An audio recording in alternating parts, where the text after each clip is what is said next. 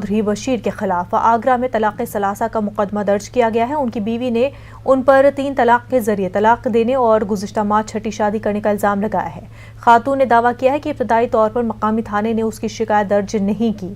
शिकायत कुनंदा ने मजीद कहा कि FIR आगरा के senior superintendent of police Maniraj से रुजू करने के बाद ही दर्ज की गई। 2012 में चौधरी बशीर से शादी हुई थी, जिससे उसके 2 बच्चे हैं। खातून ने जिस्मानी तौर पर हरासा करने और गालियां देने का इल्जाम भी आयद किया है। साथ ही उसे छोड़कर दूसरी खातून से शादी करने का इल्जाम लगाया गया है। मुतासरा खातून ने सिक्योरिटी फराम करने की अपील की है। 3 तलाक की ताज़ा FIR चौधरी बशीर के खिलाफ दर्ज की गई है और इस मामले की तहकीकात की जा रही है। अभी तक कोई गिरफ्तारी अमल में नहीं आई है।